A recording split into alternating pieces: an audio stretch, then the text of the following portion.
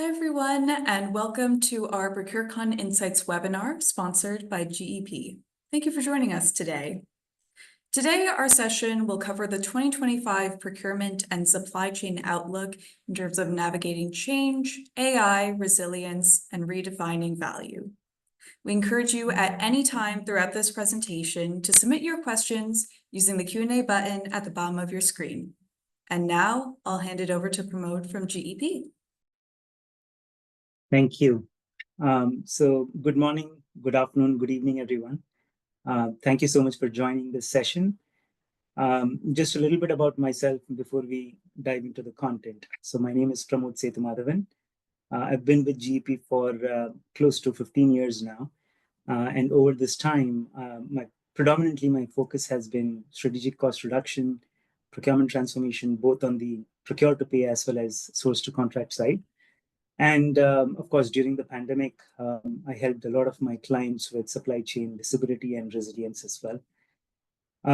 It's also an interesting time for GEP. We recently celebrated our 25th anniversary.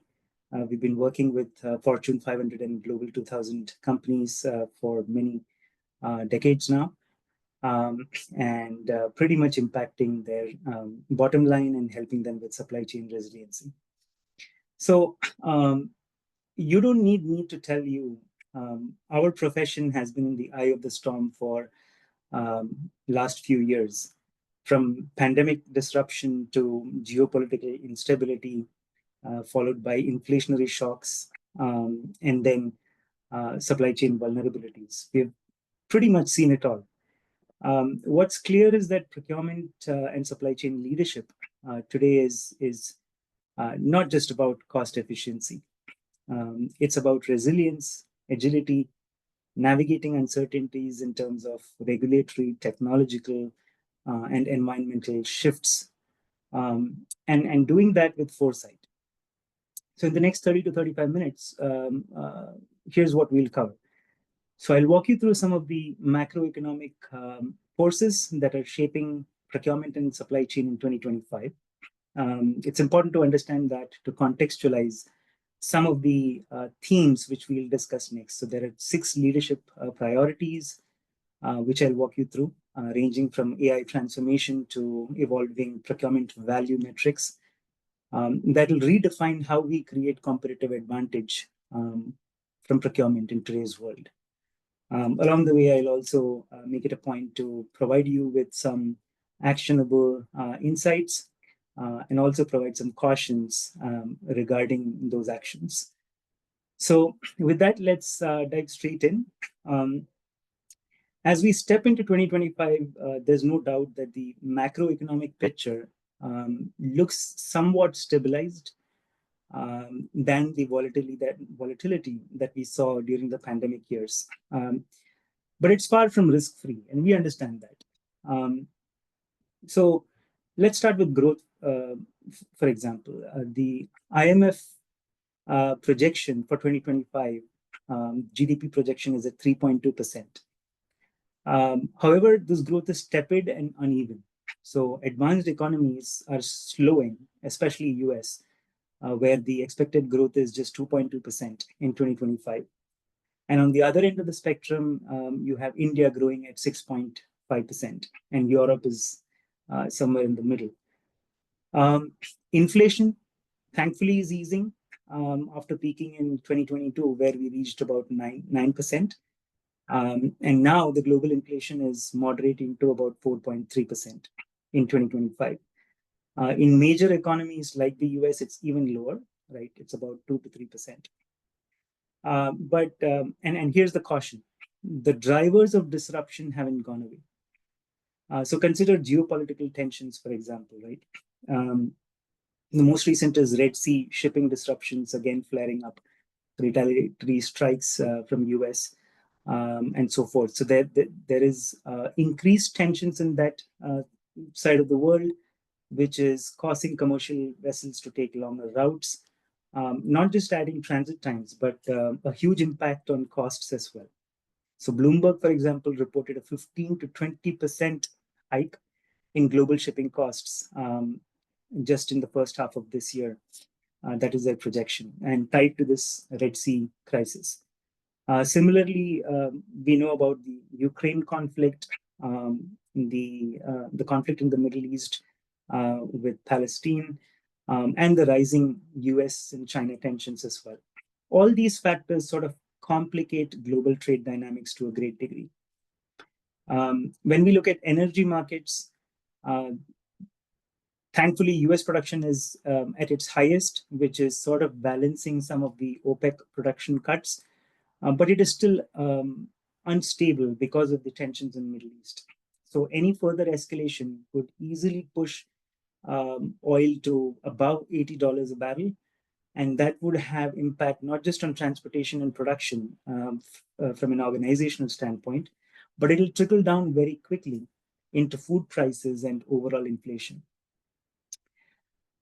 Interest rates is another area that we typically like to look at. So that's the silver lining in some ways, because after years of aggressive tightening towards the end of 2024, Fed and similarly other banks like Bank of England and ECB initiated interest rate cuts.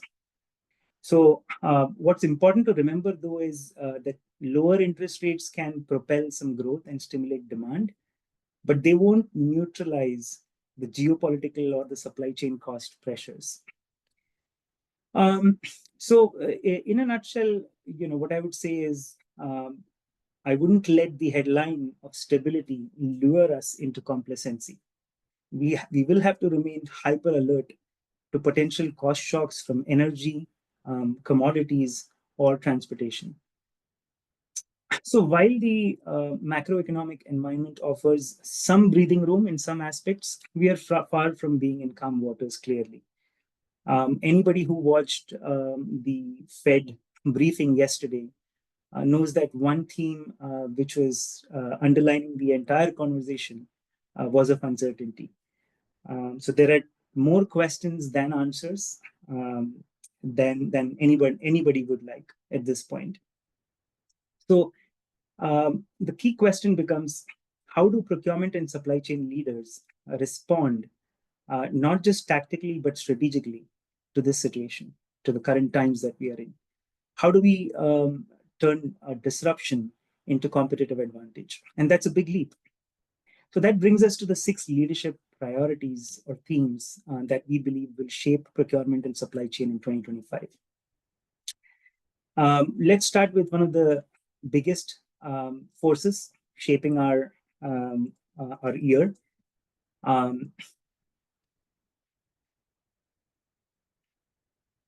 That's AI. So AI's influence is no longer on the horizon. It's here in 2025, will be a tipping point for how procurement functions operate. At GEP, we see this evolution unfold in 3 distinct phases. So the first one is what we call as assist. This is predominantly an efficiency and productivity play. So AI acts as a co-pilot, automating low-value repetitive tasks like spend categorization, PO creation, and invoice matching, while humans are still retaining decision-making authority. It's about AI enabling human decision-making and action by bringing forth those insights which are necessary to make those decisions. So in our procurement world, many companies do struggle with spend analysis as an example. We anticipate that much of that will be completely automated through AI. The next stage, which we look at, is perform. So here we look at AI pretty much managing end-to-end workflows with humans still in the loop. So use cases would include developing category strategies, managing contract renewals, demand forecasting, mostly any data-driven, insight-heavy workloads. So category strategy as an example, think of AI researching the external market, understanding your internal priorities, business goals, including your spend, and then looking at best practices and marrying all this to create a strategy for you for the next few years. So that's the kind of activity which we feel will be enabled during the perform phase. Here again, humans still validate and control output. So they look at exceptions, but talent needs and capabilities will start shifting in a big way within the procurement organization from tactical to strategic. Our teams will need AI fluency to interpret and model some of these insights. We'll need to have the capability to study decision logs. How did the AI provide you with a recommendation? What was the thought process behind it? So that we can effectively tweak as needed and get the model refined to a place where it is fully aligned with our expectations and needs. And third is AI-driven self-service procurement. It's basically the empower phase. So here we feel that all routine low complexity purchases will be handled by AI and directly working with business users. How would they do it? Predominantly by leveraging natural language. So think of a chat window where a user is just going to say that I want to buy a laptop, for example. And then the AI just takes over, asks perhaps a few follow-up questions, and then pretty much orchestrates the rest of the process entirely with no procurement touch. So procurement would then shift focus on strategic projects, supplier development, innovation, and internal service level expectations and improvements, right? So the focus would then shift from how do we make the experience better for our end users in this empower phase. So this is where operating models will significantly shift, skewing more towards highly specialized data management and AI governance roles. One way to think about it is about 50% or more of the activities that procurement teams might be performing today might undergo substantial change. So one thing to keep in mind while we look at this is AI doesn't magically deliver results. So it basically amplifies whatever foundation you currently have. So if your data is fragmented, for example, across systems, AI outputs will reflect those gaps. If your teams lack AI fluency or digital literacy, then adoption will stall. There'll be a lot of resistance. And then again, the vision will not be really achieved. Another example is if your procurement KPIs are still purely cost focused, then we cannot expect the AI to optimize for any other metric, right? It will go ahead and optimize for cost, perhaps at the expense of some of the other priorities. So again, the foundation has to be there, and that's step number one. So what should leaders prioritize becomes the question.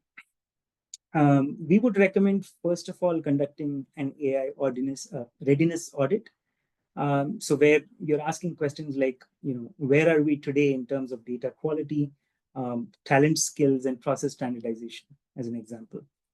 The data point is very important. It makes sense to invest in data governance. AI's power is only as strong as the quality of inputs. So there are steps that one will need to take to get the data ready so that it is consumable for the AI models.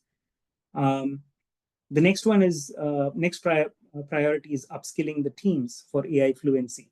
So procurement professionals will now need to shift from tactical roles into strategic advisors with capabilities in data analytics, supplier collaboration, and AI governance. And then, last thing to keep in mind is having a clear AI vision, right? Secure that cross-functional executive buy-in. Define, what early wins would look like. What would success really look like as we take this phased approach, such as automating contract renewals or supplier onboarding, and then scaling from there. So one pitfall we have seen repeatedly is where companies are thinking about leaping from that assist to empower phase too quickly. We have to resist that temptation to chase AI hype without laying the right foundation or right groundwork first. Rushed implementations, can erode stakeholder trust and make them more resistant to change. And so, it's important to make sure that the partners whom you select have a strong founding and history in procurement and technology. So, while AI is performing, these functions, transforming procurement internally, the next big leap is how it integrates externally across the broader organization and supply ecosystem. And that's where procurement orchestration comes in. So,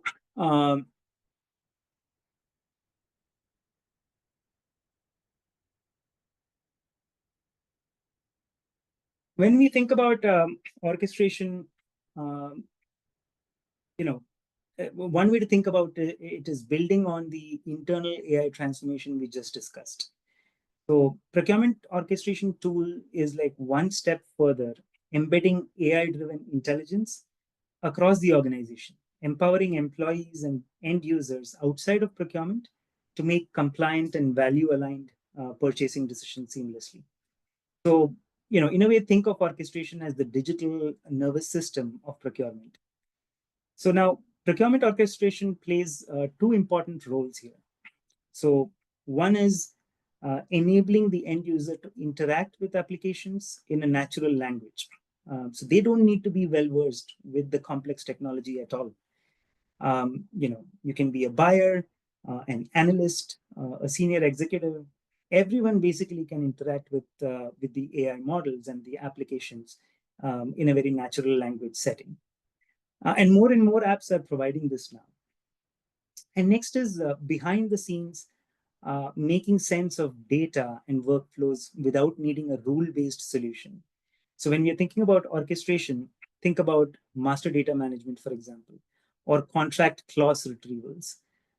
These are things which would have needed in the past huge amounts of digitization across your tech portfolio. But now, with innovation in AI orchestration, somebody could just ask for a particular clause from a particular contract, and AI would go into the concerned systems and pull that out for the end user. So one thing to remember is procurement sits on troves of data, whether it is spend data, contract data, supplier data. And there are now models which are able to dynamically manage workflows utilizing these databases. So one of the recent examples that I can talk about is how one of our clients significantly controlled Maverick spend. And they also observed a noticeable improvement in procurement cycle times, particularly for some of the indirect categories like MRO. Why? Because these platforms guide non-expert buyers through complex purchasing processes intuitively, recommending the right suppliers, negotiating terms automatically, and doing that within the framework of your procurement policy. So the system is pretty much able to check contracts, catalogs, find the right item, and let's say if the item is not available, then the system is able to steer the user to the right suppliers and enable that further action of sending out an RFQ, getting that initial quote, so on and so forth. So as it relates to orchestration, what should procurement leaders really focus on to be successful? I think one of the things is to ensure that orchestration goals are aligned to corporate priorities. The question is the primary aim cost reduction, regulatory compliance, risk reduction, or are you chasing ESG alignment? Or in most cases, a mix of all these. That clarity up front should be established. So don't try to solve everything at once. We'll have to prioritize, right, when designing the orchestration models. The second is data integration. Orchestration platforms pretty much thrive on real-time data. So integrating systems like your ERP systems with supplier portals, finance, compliance databases before a rollout. A fractured digital ecosystem is going to lead to decision fatigue and errors in the long term. And the next one is change management. And this is absolutely non-negotiable, right? When we are talking about adoption of any of these tools, which are going to be led by procurement, by teams which are outside of procurement, that requires strong communication and planning. It'll require training and executive sponsorship. So that's one of the other focus areas. And then lastly, it's always good to have some early wins. The idea should be that high impact categories are targeted first for your pilots. So think of areas where frequency of purchases are very high, the complexity is not very high, and compliance can drive a big ROI. Now, MRO again is a perfect example of this. So, one caution or one misstep that we should avoid is treating orchestration tools as plug and play software. So without really embedding them into the company culture, right, integrating robust data governance and communicating clearly, companies would risk low adoption and high costs.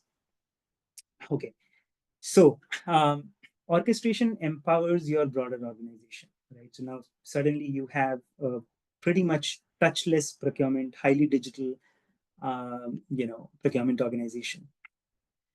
But what would help procurement, right? So what's in it for procurement in the long term is the next topic that we are going to discuss, and that's AI agents. So this is again, been somewhat of a buzzword late last year and coming into early this year as well. A lot of action happening. People are talking about hierarchies, even in agents, where you have like a manager agent and then you have worker agents, so on and so forth. But what is really an agent, right? And these are sometimes called as autonomous bots, digital or autonomous agents, interchangeably. But in essence, these are AI bots performing routine and complex procurement tasks autonomously. And 2025 is going to be the year when they will firmly move from pilot to mainstream adoption. So what can AI agents handle?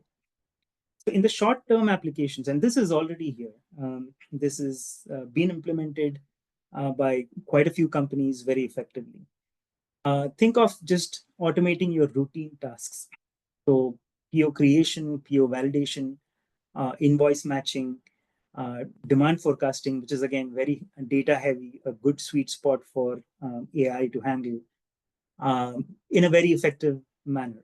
It also touches on risk assessment. So currently you might have some team members really monitoring a plethora of risk dimensions, right? Whether it be geopolitical risk, whether it be climate risk, whether it be trade route risk, so on and so forth. But now these AI agents pretty much can scan all of these different sources and give you flags or alerts when it senses some risk to your supply chain. And then in the longer term, of course, we are headed towards completely autonomous sourcing and negotiations. So think of an end-to-end process being driven by a bot.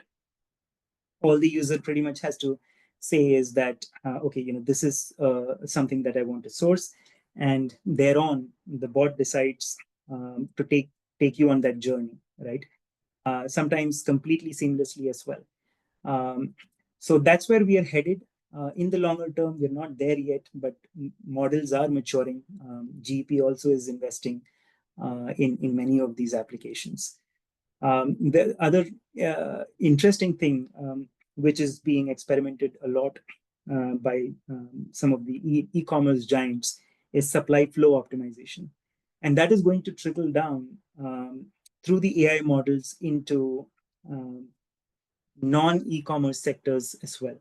So what would this mean? This would mean that the AI would be empowered, the AI agent would be empowered to pretty much take a decision to reroute some of the shipments when it senses some risks on the current flow of that product. Okay, so again, a quick checklist. So choose high impact, low risk pilots. Start with purchase order automation or risk monitoring before scaling into sourcing decisions, obviously. Data quality, again, is a consideration here. Cross-functional governance is another area which is important when we are thinking about AI agents. Procurement, IT, risk, compliance, legal, everyone must align. Without this, there can be miscalculations, orders being missed, overlooked, risk signals, so on and so forth. And then lastly, we need to realize that there has to be a human in the loop for oversight. The idea of AI agents is not to replace human beings, but to support them, especially for strategic categories, strategic projects, or high-risk decisions. A major pitfall leaders should avoid here is believing AI agents are a set and forget kind of a solution. There has to be continuous monitoring, governance, refinement to improve accuracy. Otherwise, they'll start degrading over time. The thing to keep in mind here is technology is not the problem. Technology is fast becoming available, but transformation is key to success. So, is our organization ready? Is one of the first questions we need to ask. And in its full breadth, right? So will our culture support it? What will it mean for our workplace? And how do we need to create that transparency and understanding around the AI vision? And also what it means for their careers, right?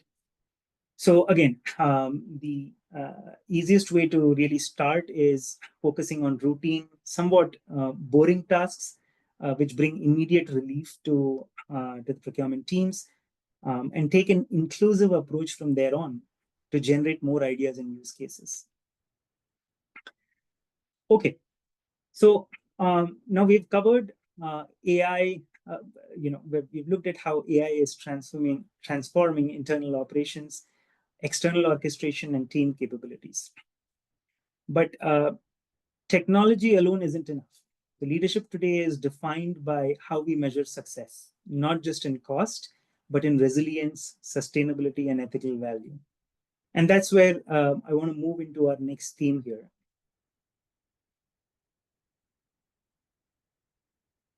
So for decades now, procurement's performance, has been summed up in a single line, pretty much. How much cost did you cut? This is, of course, on a spectrum. Some companies are still in this mode, while some others might have already started including a few of the other areas that we are going to discuss. But it is particularly important in the backdrop of some of the macroeconomic factors that we spoke about. So why is the single metric no longer enough? Well, simply because cost savings alone won't keep your supply chain resilient during geopolitical shifts, won't help you meet your ESG targets, won't future-proof your operations in this era of heightened risk and uncertainty. So question is, what's shaping the new value equation, right? There are four things. Resilience. So how fast can you recover from a disaster or a supply disruption? Are you over-reliant on a single source or geographically exposed to a single region when it comes to your supply base?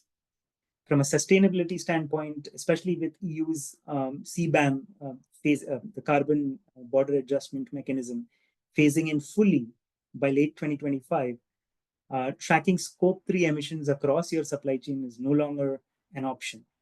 It's enforceable, and it has very tangible financial implications. As an example, investors like BlackRock in their latest sustainability report are now demanding clearer ESG disclosures from their companies.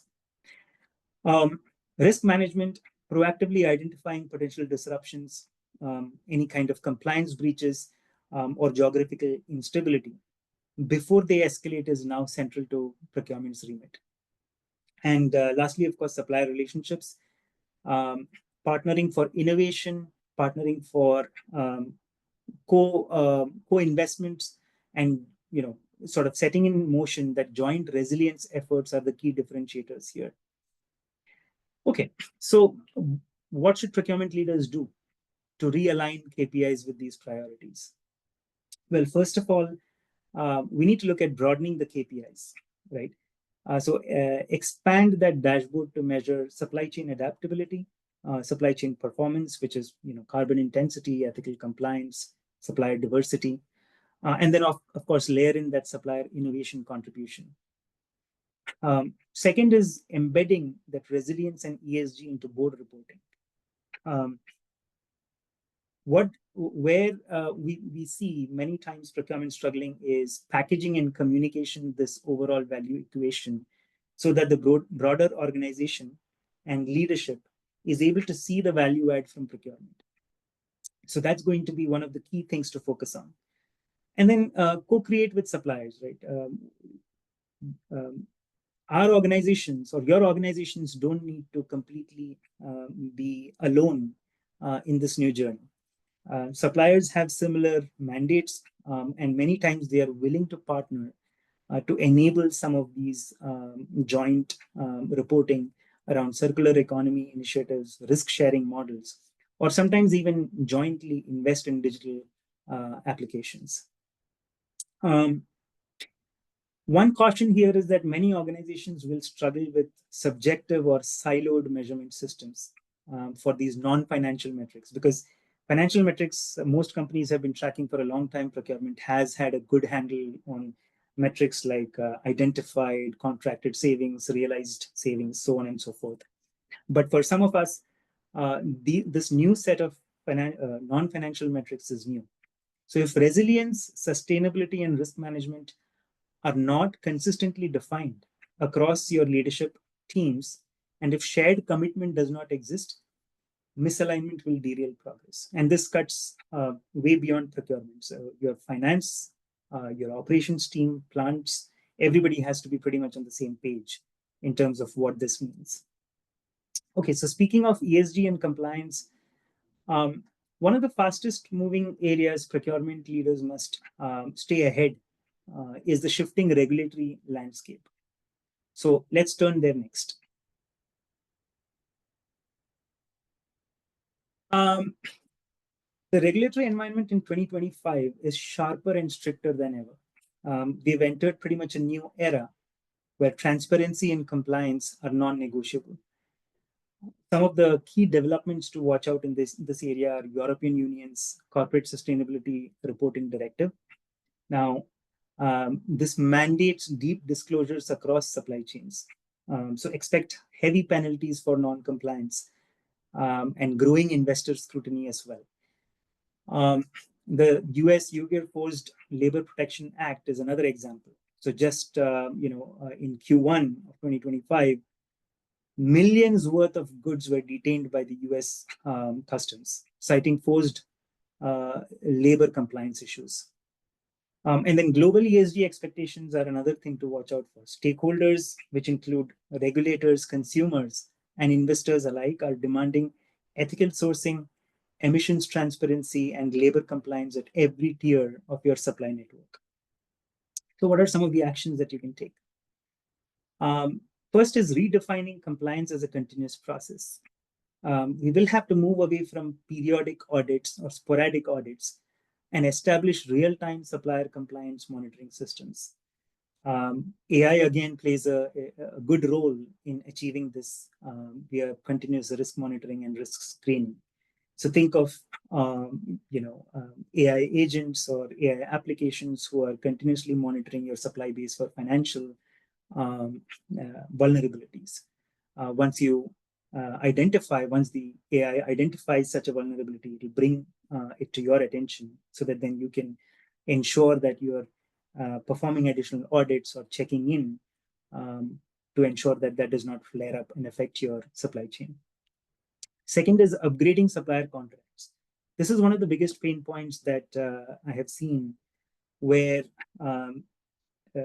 companies want to move along this journey, but are stymied in a way because of non-committal clauses in the supplier contracts around any of these regulatory areas that we spoke about. So really including enforceable ESG, labor and regulatory compliance clauses is non-negotiable now. Another thing that one could think about is establishing internal compliance task forces, so who are tasked with monitoring regulatory developments, training internal teams, and escalating emerging risks very quickly. And lastly, connected to the supply and the supplier side conversation I spoke about, while modifying contracts is going to get you to a degree of reliance, without continuous measuring through supplier scorecards, we won't ever be able to identify how a supplier is doing on some of these metrics that we spoke about. So one caution as far as this aspect is concerned is a reactive, fragmented compliance approach is one of the biggest risks. One single fine, one embargo, or one reputational scandal can cost much more than years of savings that procurement teams would have worked on. So again,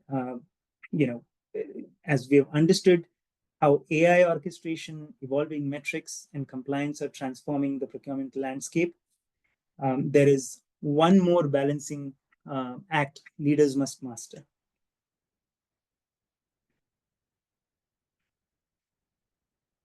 So, and that's localization versus globalization. So let's dive into it a little bit. For years, procurement optimized around globalization, driving costs down by sourcing from lowest cost geographies.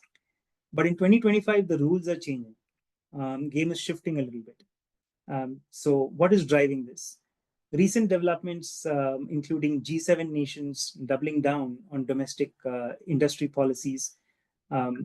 Second is US is actively reviewing tariffs now across the board, and it is a very evolving space, as we all know. And then third, global conflicts and environmental mandates like the European CBAM that we spoke about are making sourcing less predictable and more costly. So how are leaders responding to this? Companies are accelerating supplier diversification, moving significant production to India, Vietnam, and other friendlier geographies in some cases. Many firms are also adopting nearshoring strategies to reduce exposure to geopolitical shocks and supply chain delays. It's important to remember that tariffs is one thing which is going to further impact many of these strategies. So that ties back to my point about having a task force pretty much established to monitor some of these areas so that they can inform the organizational strategy from a longer term. What are some of the actions that procurement leadership can take? So number one is recalculating the total cost of ownership. So TCO has been expanding beyond price for a while now to include operating expenses, maintenance, and in some cases even end-of-life costs. But now we need to look beyond. So regulatory compliance expenses, geopolitical risk premiums, and carbon emission costs have to be factored into that TCO picture. A good way to think about it is, the procurement, going back to that procurement value equation. All this now feeds into your decision making in terms of what suppliers you want to select, how you want to allocate your business across your supply base and such. Second is diversifying supply chains selectively. Friendshoring, nearshoring, multi-tier diversification should be balanced, right? And it has to balance the cost and resilience aspect very well. And third is strengthening supplier ecosystems. So build deeper partnerships. One way to do this is to have shared investments in sustainability, technology, and develop joint contingency plans. Again, going beyond in that supplier relationship aspect. Here, overcorrection is a risk. So localization should not mean sacrificing economies of scale or global innovation access. It has to balance both these aspects of flexibility and efficiency. So, in conclusion, I want to call out that 2025 is not a year for incremental change. It's a year demanding bold strategic leadership from procurement and supply chain leadership across different areas, mainly AI adoption and data-driven operating models, redefining procurement value beyond cost, mastering compliance and ESG, and balancing globalization with localized resilience. And we have the opportunity to position organizations ahead of this curve. Few key takeaways I'll leave you with today is number one, invest in AI maturity, but build data, talent, and governance foundations first. Number two, align procurement KPIs with broader business goals around resilience, sustainability, and compliance. Number three, tighten compliance rigorously. In today's world, reactive approaches are no longer going to work. And number four, reimagine supplier relationships. With the amount of uncertainty, with the amount of vulnerability that supply chains are facing today, suppliers cannot be treated as just vendors anymore. They will have to be treated as strategic partners, and it is fair for you to expect them to come along this journey with you and support, not just in terms of providing information, but also making the necessary investments from their side. In conclusion, those who act decisively in 2025 won't just weather volatility, they'll emerge stronger, more agile, and future ready. So with that, I want to see if there are any questions here. Give me just a second.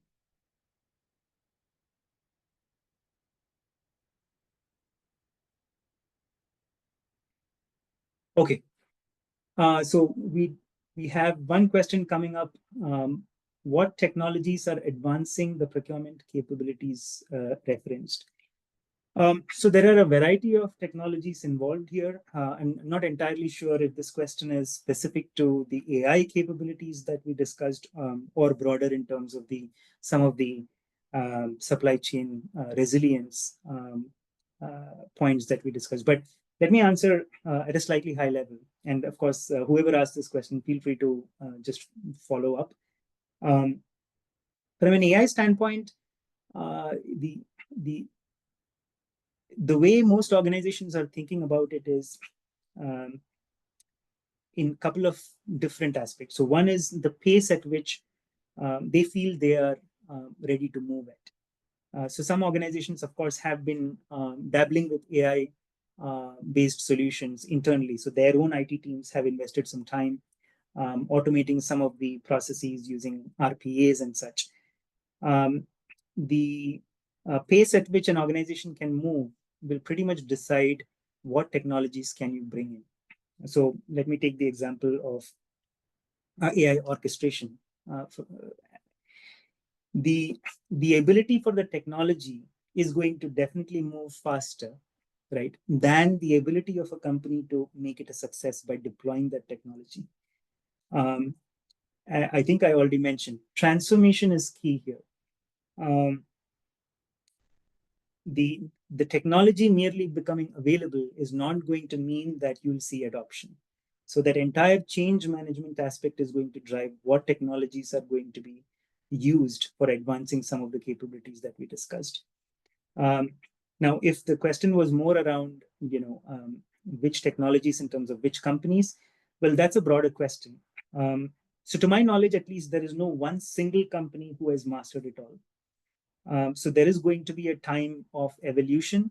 So for example, GEP has a lot of solutions that it is either providing fully or co-developing with many of its clients. There are solutions which are oriented towards PR to PO conversions, validations, invoice matching. There are solutions which we are deploying around, AI basically taking over the entire purchase cycle for very low cost repetitive items, right? Sending out the RFQ to your preferred supply base, getting the quote back, packaging it, presenting it back to the end user, so on and so forth. So again, depending on the use case, there would be a variety of solutions that are going to be at play. Another thing, while we are talking about, especially the change management aspect, and sorry, I forgot to mention this, is one of skepticism, right? So we all have heard a lot of hype about AI, and at the same time, on the other side of the fence, we have heard a lot of skepticism. Some of it is around regulations, some of it is around accuracy, so on and so forth. But I think especially as it relates to dependability and accuracy, one way to think about it is none of us have a perfect employee as of today, right? So everybody, even humans, are making mistakes.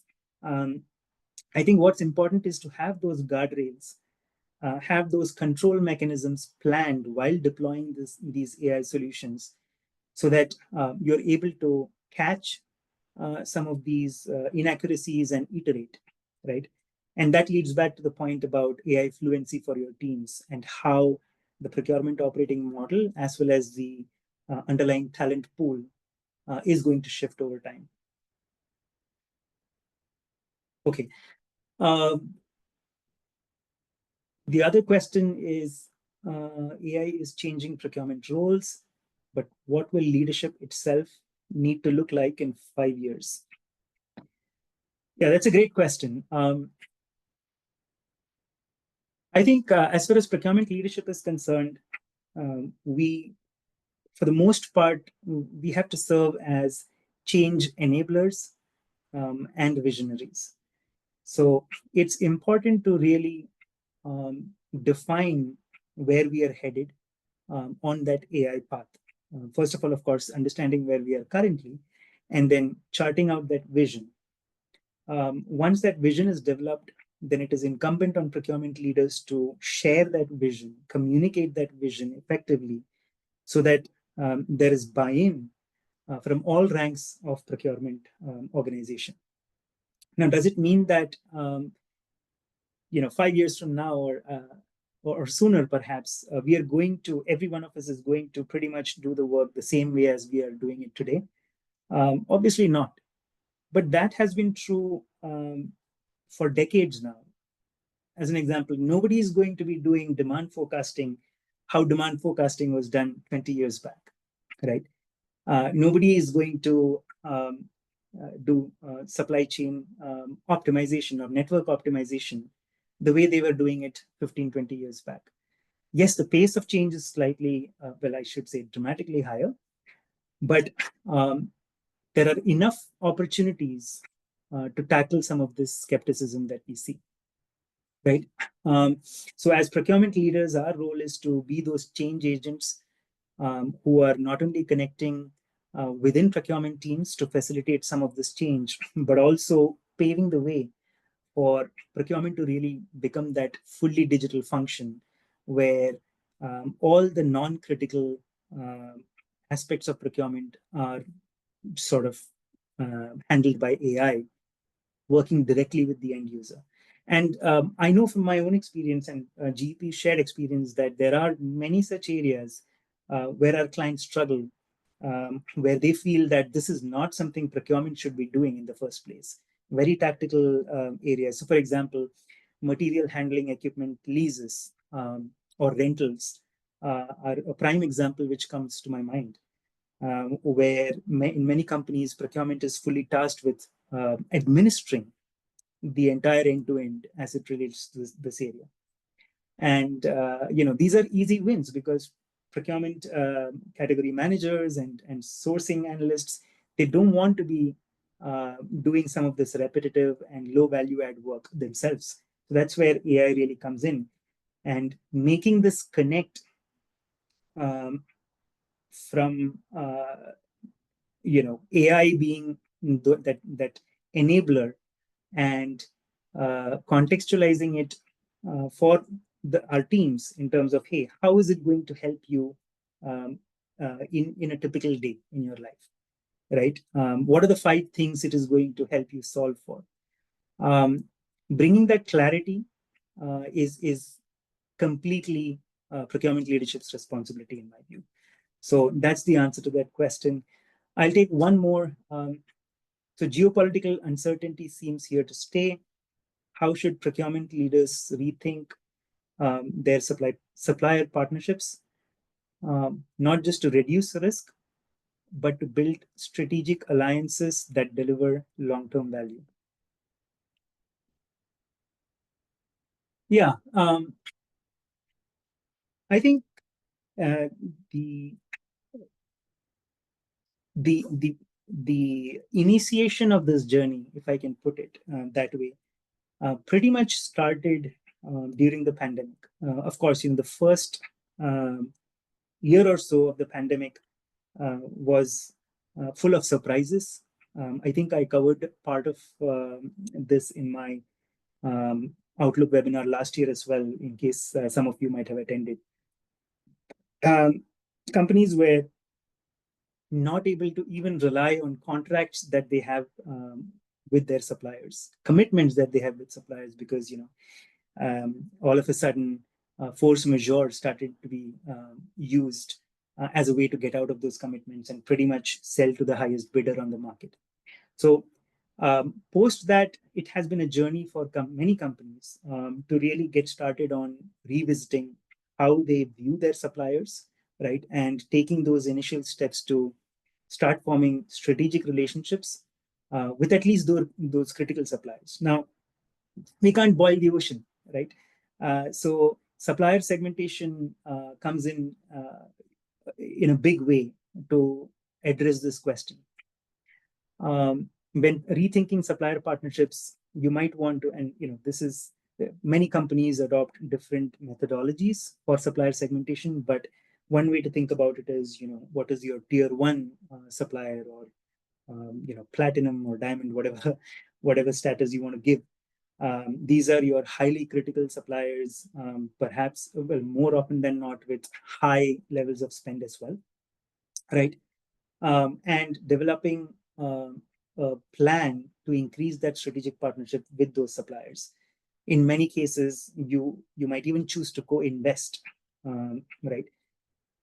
You might want more leadership face time being provided to those companies. You might want to share your internal roadmaps in a controlled setting, right, with some of these suppliers, so that they, as experts in their own fields, can start providing you with insights and perhaps even course corrections, right?